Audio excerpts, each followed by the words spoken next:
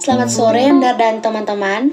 Pada kesempatan kali ini kami dari kelompok 11 pada mata kuliah pengukuran dan pelaporan kinerja pemerintah akan mempresentasikan materi tentang pengukuran dan pelaporan kinerja instansi pemerintah Republik Indonesia yang berlaku sekarang. Namun sebelum itu, saya akan memperkenalkan nama-nama anggota dari kelompok kami, yaitu yang pertama Revio Kevin Branden Karundeng, yang kedua Asriani Urang, yang ketiga saya sendiri Rohayani Linggi Alo, dan yang terakhir ada Timothy Jason Seraun. Pemerintah Republik Indonesia menerapkan sistem pengukuran dan pelaporan kinerja instansi pemerintah yang disebut dengan Sistem Akuntabilitas Kinerja Instansi Pemerintah atau SAKIP. SAKIP bertujuan untuk memperbaiki kinerja instansi pemerintah melalui pemantauan dan evaluasi kinerja secara berkelanjutan. SAKIP melibatkan pengukuran kinerja instansi pemerintah dengan menggunakan indikator kinerja yang telah ditetapkan oleh Kementerian Pendayagunaan Aparatur Negara dan Reformasi Birokrasi berdasarkan pada sasaran kinerja instansi pemerintah yang telah ditetapkan dalam Rencana Strategis atau Renstra dan Rencana Kerja atau Renja instansi tersebut. Pengertian SAKIP Pasal 1 Ayat 1 Perpres Nomor 29 Tahun 2014 sebagai berikut. Sistem Akuntabilitas Kinerja Instansi Pemerintah atau SAKIP adalah rangkaian sistematis dari berbagai aktivitas, alat, dan prosedur yang dirancang untuk tujuan penetapan dan pengukuran, pengumpulan data, pengklasifikasian, pengiktisaran, dan pelaporan kinerja pada instansi pemerintah dalam rangka pertanggungjawaban dan peningkatan kinerja instansi pemerintah. Kita masuk pada materi pengukuran kinerja. Apa itu pengukuran kinerja? Pengukuran kinerja adalah kegiatan yang dilakukan untuk mengukur indikator kinerja yang telah ditetapkan dengan perjanjian kinerja dengan cara membandingkan realisasi kinerja dengan target kinerja. Dalam melakukan pengukuran kinerja, hal penting yang harus dilakukan adalah yang pertama, pengumpulan data kinerja dilakukan untuk mendapatkan data yang akurat, lengkap, tepat waktu, dan konsisten yang berguna bagi pengambilan keputusan dalam rangka perbaikan kinerja unit kerja. Yang kedua, pengukuran kinerja dilakukan terhadap target-target kinerja yang telah diperjanjikan oleh pimpinan unit kerja. Dan yang ketiga, pengukuran kinerja dilakukan dengan membandingkan tingkat kinerja yang dicapai dengan rencana atau target dengan menggunakan indikator kinerja yang sudah ditetapkan. Tingkat pengukuran kinerja. Pengukuran kinerja dilakukan pada tingkat yang pertama kementerian. Pengukuran kinerja kementerian mencakup impact atau outcome yang terdapat dalam perjanjian kinerja dan capaian kinerja strategis lainnya. Yang kedua, unit eselon 1. Ukuran keberhasilan kinerja unit eselon 1 dalam menjalankan program diukur kinerjanya dalam bentuk outcome yang merupakan hasil dari berfungsinya output yang dihasilkan oleh unit satuan kerja. Yang ketiga, unit eselon 2 atau UPT. Ukuran keberhasilan unit eselon 2 atau UPT dalam menjalankan kegiatan diukur capaian kinerjanya pada level output dan output penting atau hasil atau outcome. Dan yang keempat, lembaga layanan pendidikan tinggi. Ukuran keberhasilan kinerja dalam menjalankan kegiatan diukur kinerjanya dalam bentuk outcome yang merupakan hasil dari berfungsinya output-output yang dihasilkan oleh perguruan tinggi negeri atau lembaga layanan pendidikan tinggi. Langkah-langkah pengukuran kinerja. Dalam melakukan pengukuran kinerja, perlu memperhatikan langkah-langkah sebagai berikut. Yang pertama, menggunakan indikator kinerja yang telah ditetapkan dalam perjanjian kinerja. Yang kedua, membandingkan realisasi dengan sasaran atau target kinerja yang dicantumkan dalam lembar atau dokumen perjanjian kinerja. Dan yang ketiga, membandingkan realisasi kinerja sampai dengan tahun berjalan dengan sasaran atau target kinerja 5 tahun yang direncanakan dalam rencana strategis. Ikut indikator pengukuran kinerja. Beberapa indikator dalam pengukuran kinerja yaitu sebagai berikut. Yang pertama, indikator kinerja input, yaitu indikator yang dibutuhkan agar pelaksanaan kegiatan dapat menghasilkan peran yang ditentukan, misalnya dana, SDM, informasi, dan lain-lain. Dua, indikator kinerja output, yaitu suatu yang diharapkan langsung dicapai dari suatu kegiatan yang dapat berupa fisik maupun non-fisik. Tiga, indikator kinerja outcome, yaitu segala sesuatu yang mencerminkan berfungsinya keluaran atau output kegiatan pada jangka menengah atau efek langsung.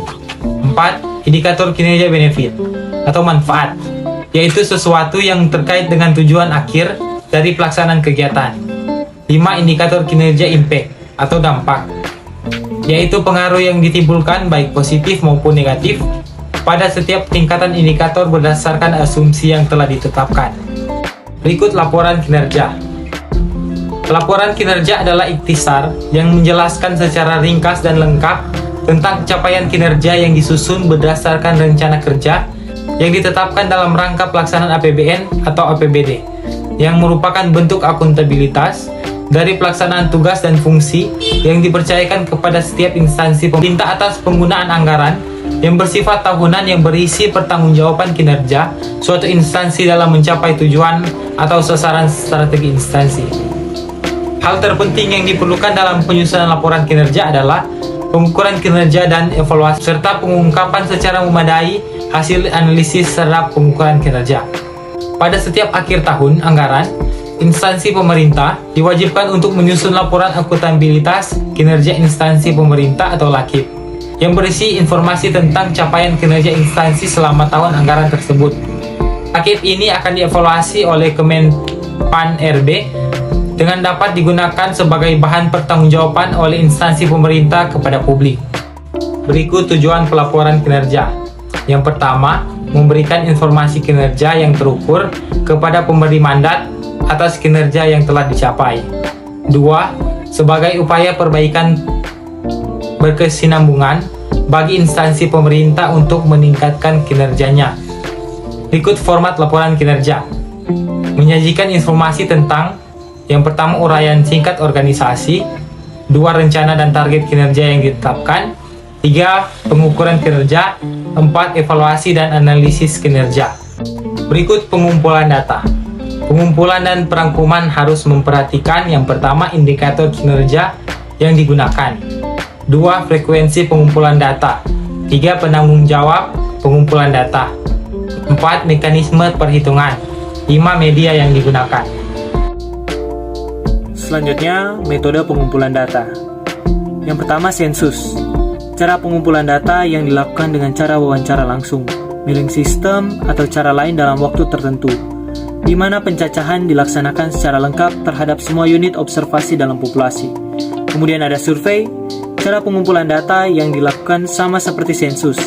Hanya unit observasi yang diteliti atau dicacah hanya sebagian dari populasi. Sampel yang diharapkan dapat mewakili karakteristik seluruh elemen dalam populasi. Kemudian ada registrasi sesaat, merupakan pengumpulan data yang dilakukan dengan cara mengutip atau mencatat data statistik atau data indikator yang tersedia di pihak atau instansi lain.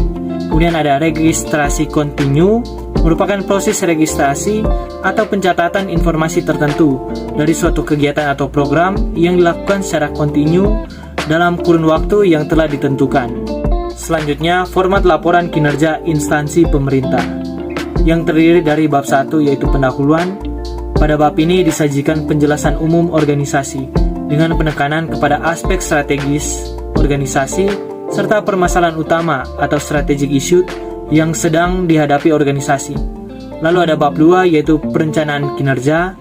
Pada bab ini diuraikan ringkasan atau ikhtisar perjanjian kinerja tahun yang bersangkutan. Lalu ada bab 3, akuntabilitas kinerja, yang terdiri dari 2 subbab. Yang pertama A, capaian kinerja organisasi.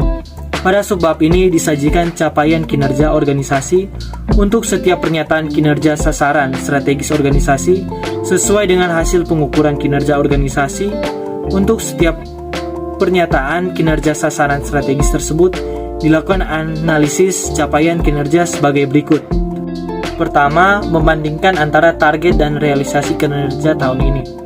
Kedua, membandingkan antara realisasi kinerja serta capaian kinerja tahun ini dengan tahun lalu dan beberapa tahun terakhir. Ketiga, membandingkan realisasi kinerja sampai dengan tahun ini dengan target jangka menengah yang terdapat dalam dokumen perencanaan strategis organisasi. Keempat, membandingkan realisasi kinerja tahun ini dengan standar nasional jika ada. Kelima, analisis penyebab keberhasilan atau kegagalan atau peningkatan dan penurunan kinerja serta alternatif solusi yang telah dilakukan. Keenam, analisis atas efisiensi penggunaan sumber daya. Ketujuh, analisis program atau kegiatan yang menunjang keberhasilan ataupun kegagalan pencapaian pernyataan kinerja. Kemudian, subbab yang kedua, B. Realisasi anggaran. Pada subbab ini diuraikan realisasi anggaran yang digunakan dan yang telah digunakan untuk mewujudkan kinerja organisasi sesuai dengan dokumen perjanjian kinerja. Selanjutnya, penyampaian kinerja. Pada kementerian atau lembaga, yang pertama, pimpinan unit organisasi menyusun laporan kinerja. Yang kedua, pimpinan unit organisasi menyampaikan laporan kinerja kepada menteri atau pimpinan lembaga. Yang ketiga, menteri atau pimpinan menyampaikan kepada Menteri Keuangan, Bappenas, dan Menpan RB. Selanjutnya, pada pemerintah provinsi, kabupaten atau kota, yang pertama, bupati atau wali kota menyusun laporan kinerja. Yang kedua, bupati atau wali kota akan menyampaikan laporan kinerja kepada gubernur, Bappenas, Menpan RB, dan Mendagri. Sekian presentasi dari kelompok kami, kurang lebihnya mohon dimaafkan dan terima kasih.